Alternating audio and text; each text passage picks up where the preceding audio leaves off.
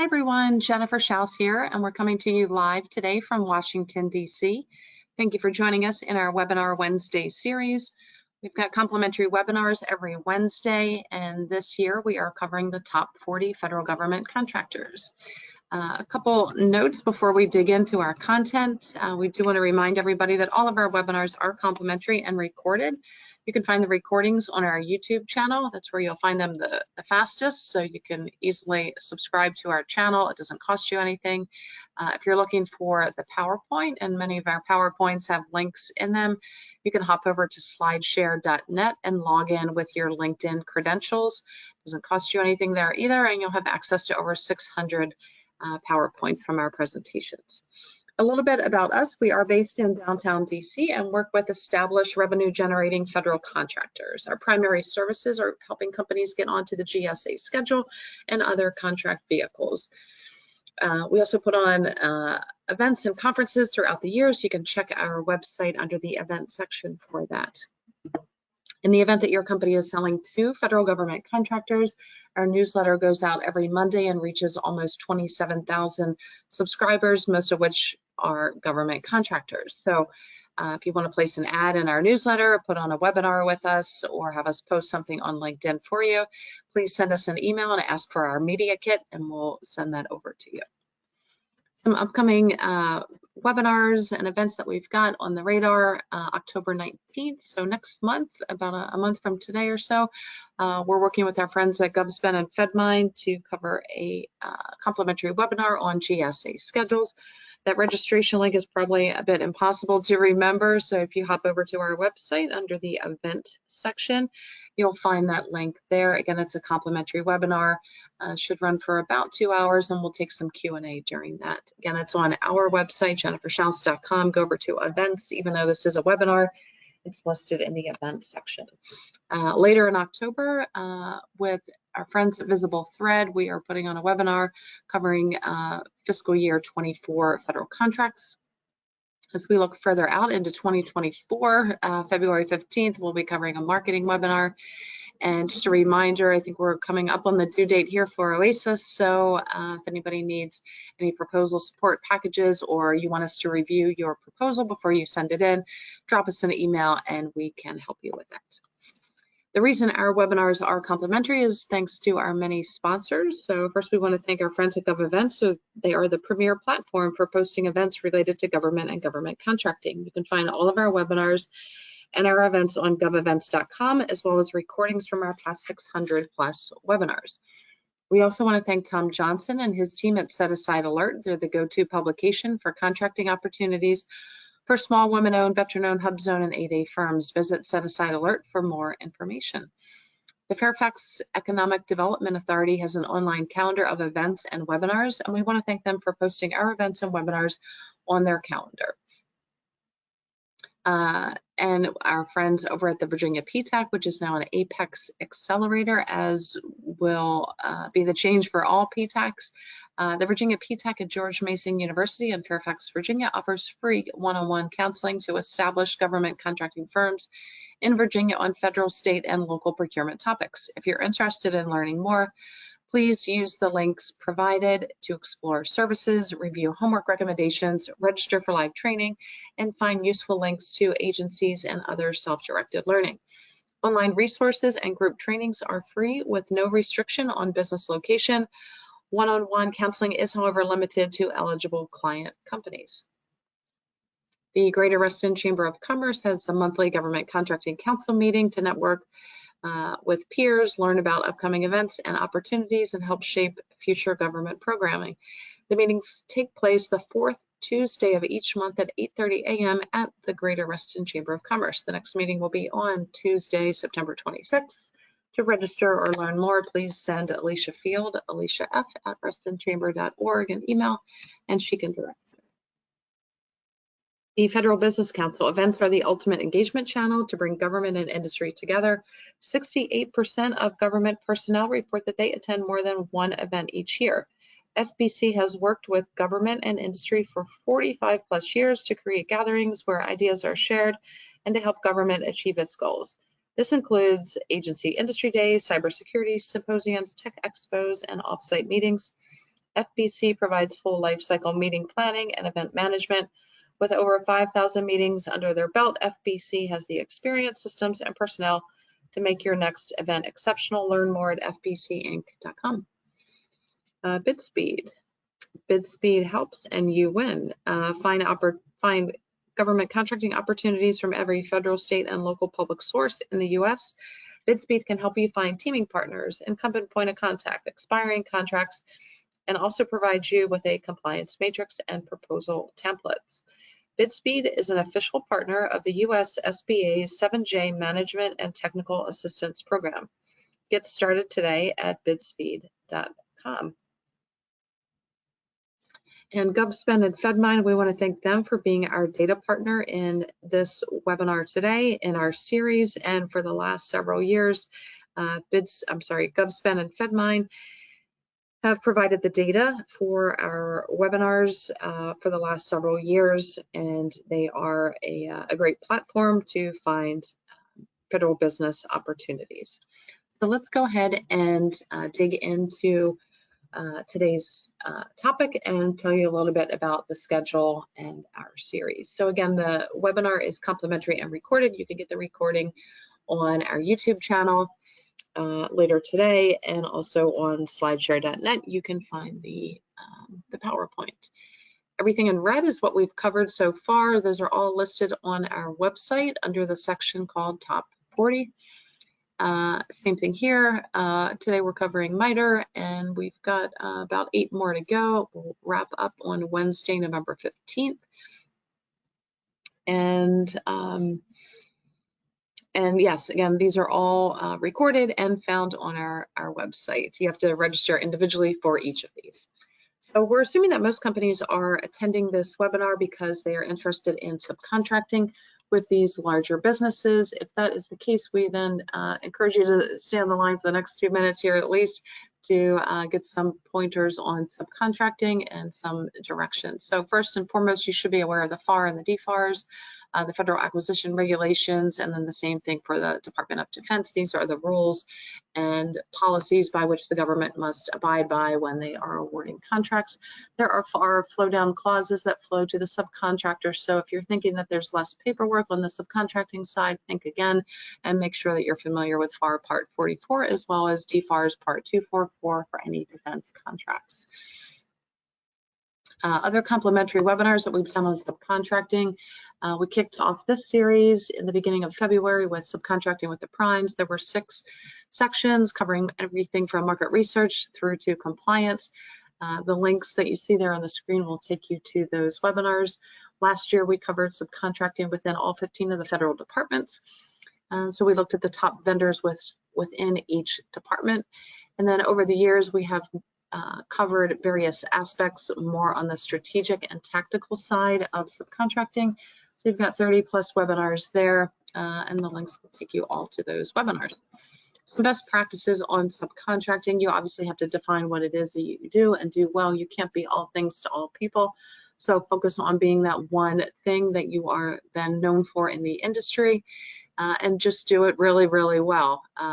Being laser focused will help you stand out, and it'll make your life a lot easier so you're not being reactive to solicitations. You also want to identify opportunities where you are adding value, and that goes from the solicitation, finding the solicitation where your particular skill set or your lower price or a relationship that you had within the department or agency still exists, and that's what you're then bringing to the table. If you don't feel completely qualified, or you need a partner to work with who maybe has more of the manpower or more of the infrastructure or more of whatever that variable is that is missing, then you can use the various databases that are out there to identify who those companies are. Do your homework. This is really where spending the time upfront will pay off. Research the company that you are planning to work with, everything from getting Google alerts, finding out what events and associations they belong to or that they're attending, sign up for their newsletter, research them on sam.gov, on every database that you can find, on LinkedIn, Google, Bing. all of these. You want to know everything there is to know about the company, the good, the bad, the ugly. And then make sure that when you are ready to approach them after you've done your homework and determine that, yes, they are a good fit for a variety of reasons, make sure that your capability statement is customized for them and for the specific opportunity. If not, then you're wasting your time. Your digital execution, you again want to have a reason for contacting them. What is it that you are bringing to the table? These large companies have thousands, hundreds of thousands of companies coming to them, trying to partner with them. So unless you have something unique, and something unique is not that you are 8A certified or that you're woman-owned, veteran-owned, HubZone, or any other checkbox, there's hundreds of thousands of those companies. So what is it that you do and do really, really well? And find out everything you can possibly about the company. Connect with them on LinkedIn after you have done this homework. You want to reach out to the Small Business Liaison Officer, that's the SBLO, who can then help patch you through to the program managers. Okay, so today we're going to cover Mitre. Mitre is an interesting organization. You can see they are a .org, so that's showing they are not for profit. If you do want to work with them, they do have a vendor registration section of their website. The link that you see there on the screen will take you right to Mitre. And here is their SAM.gov registration with their UEI number. They are actually headquartered in, they have dual headquarters in Bedford, Massachusetts, and also McLean, Virginia. Bedford is showing up here in their SAM profile, because I guess they couldn't put both. But you see at the bottom, the business type shows not for profit. That goes back to the .org. But then they sometimes function as a for-profit business that you can see there in that registration. When we go to LinkedIn, we see that they've got over 10,000 employees. And then here they've got their headquarters listed as McLean, Virginia. They do a lot and a little bit of everything. Their CEO, Jason Pravadakis, he's been with Mitre for many years, 34 plus, and started out as a researcher at Cornell. If you're looking for the SBLOs, again, the Small Business Liaison Officers, we've got two listed here. Mr. and Mrs. Montague, and then they actually have a small business division listed as kind of an entity there on LinkedIn. So feel free to contact them after, again, after is in all capitals, red and highlighted, after you've done your homework. Don't ask the Small Business Liaison Officers to do your homework for you. Again, they have thousands of companies approaching them, asking, what can you do for me? But you really want to be bringing something to the table and show that you've done your research. So let's look at their contracts here on the civilian side, and we'll see some interesting things. First and foremost, if you've been with us through the duration of the previous companies that we've profiled, this is a pretty extensive list here of civilian contracts. Most of the companies in the top 40 have, or at least lean heavy on defense, where it tends to be the bulk of their work. We're kind of going to see that, yes, spoiler alert here, that defense is really more where it's at for Mitre, but still very, very heavy, and I'd say almost somewhat evenly split on civilian, defense, and independent. But let's go ahead and dig into these numbers. And they are listed more or less. If we start from commerce, which is about the seventh one down, seventh department down, and you look at commerce up, that's where the bulk of their significant revenue comes from. So going back to fiscal year 2019, on the low end here again, commerce, if we're just kind of taking their major players, major departments where their work is, about 47 million, and seems to be gradually increasing with a small dip there in 2022, but looks like they're have more than rebounded already year to date 2023, and these numbers were put together last week. So commerce seems like it's going to get a nice boost. Same thing there with Justice, Treasury, VA, DHS, Transportation, and HHS. HHS sees some big numbers in 2021, perhaps related to some COVID contracting dollars, but nothing, there's no incredible spikes or dips. Transportation does see say somewhat of a big dip in 2021, but then comes right back out of the gate in fiscal year 2022, and 2023 looks pretty decent. So Mitre, we'll talk about more of their business functions, what they do kind of on the R&D side with the FAA, highway safety. They do a little bit of everything, so that's why their numbers are pretty diverse here and spread out, which can be a good model for businesses that have this type of revenue and 10,000 plus employees. You should not be taking a page out of their book by spreading yourself across multiple agencies. Again, try to be laser focused. So if we look at their total numbers at the bottom, the sector totals here, I'm just going to go 2019 to current day, and keep in mind these are incomplete for fiscal year 2023. We'll have those in a couple weeks.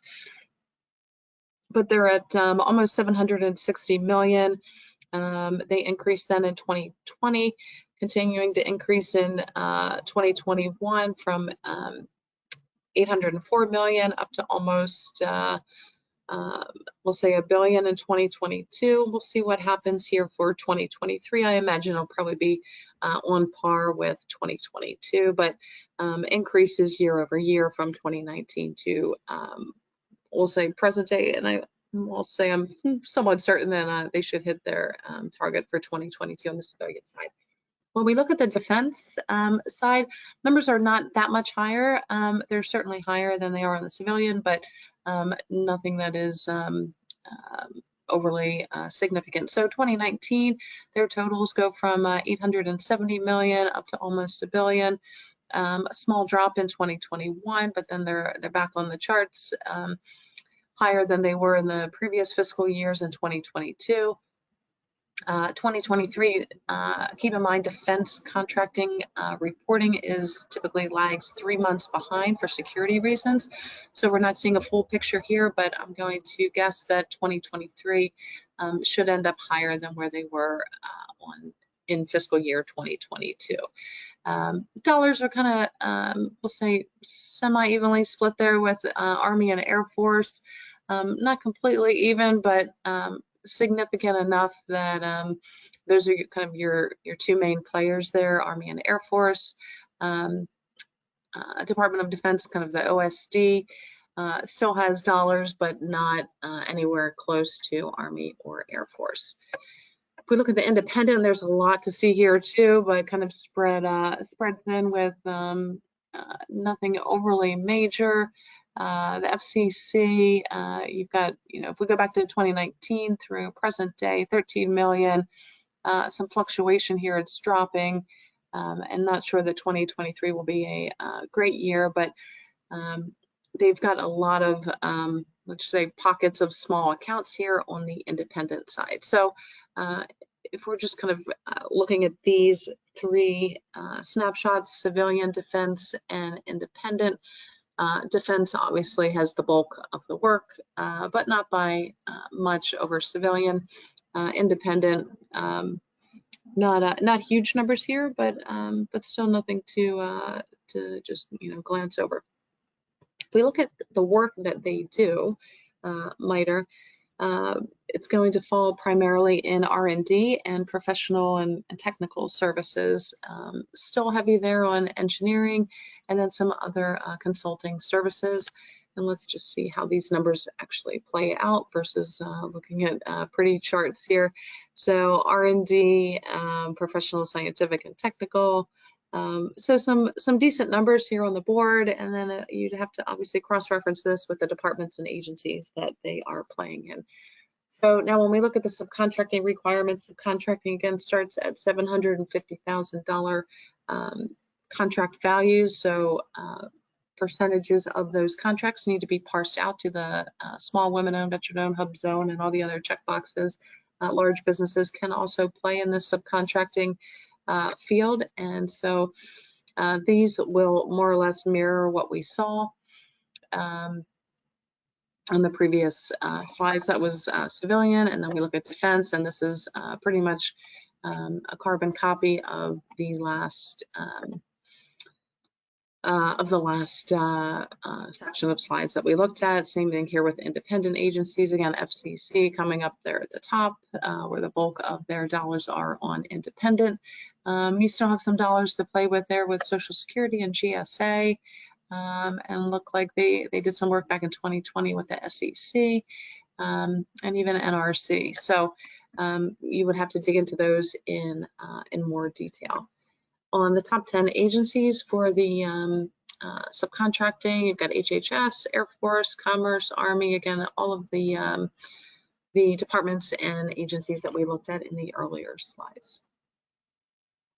So the subcontracts awarded by Mitre by industry, again, these are going to mirror the graphs that we saw. So other, the professional and technical professional services, R&D, some of the consulting, but primarily focused on the professional and technical services, but still millions of dollars as we kind of go down their top industry codes. When we look at the subcontractors that they're working with, a variety of companies listed here, and they're probably going to fall into some of the various NAICS codes, but Tumult Labs Incorporated appears to be the large winner or large partner of Mitre. And their top 5 contracts reported. These go from basically the highest to the lowest, and we take those top 5, and then those are kind of ranked here. So you'll see this Tumult Labs Incorporated listed twice, and then some of the other companies. So it looks like a lot of lab work that they're doing. Again, I would encourage you to dig a little bit deeper into these contracts by simply just looking at the contract numbers. And on their GWACs, we did not find any. They might hold something that perhaps is expired or that was not reported directly through the GovSpend platform, but encourage you to dig a little bit deeper there. The contracts that are expiring that are valued at $750,000 or more, again, that's the subcontracting threshold. We can see here, again, I would encourage you to take the contract number, copy and paste that into SAM to get more details. My favorite part of the slide, I repeat this every week, is looking at the number of transactions versus the total sales. So 102 transactions into the 639 million versus, let's say, 9 transactions or 4 transactions into 10 million. Those are 2 different stories there to tell. So some of these contracts are broken up into many pieces, 231 at the highest, and then 4 into the lowest. In conclusions, and just some background information about the organization. They were formed in 1958, sponsored by the Air Force, and you can read the slides, so I'm not going to read it for you. But they were founded as a not-for-profit company focused on a variety of services. As I mentioned, they've got 2 headquarters, Massachusetts and right down the street here in Virginia, with 60+ locations across the United States, a little bit over, I believe, 10,000 employees. I think somewhere else we saw 9,000. But they operate these FFRDCs, which are the federally funded research and R&D centers. And those are focused through Department of Defense, focused on national security issues. So I would encourage you to dig into those to find out more details, if in fact you are kind of playing in that space. And just more information here about what they do and some awards that they got back in 2008, focused on the core areas that the company is focused on. If you go to their website, they've got a list here of the sectors that they play in and kind of where they're focused. So it ranges from aerospace down to telecom and a little bit of everything in between. They do a lot of work with CISA. That's where we've got the cybersecurity there underlined. But let's look at some of the headlines where they show up in the news. Again, this is where you should be signing up for Google News Alerts. So they're back in May, we saw the headline here that they are working with the Pentagon's JADC2 initiative. and modernizing some of the government legacy systems that are out there.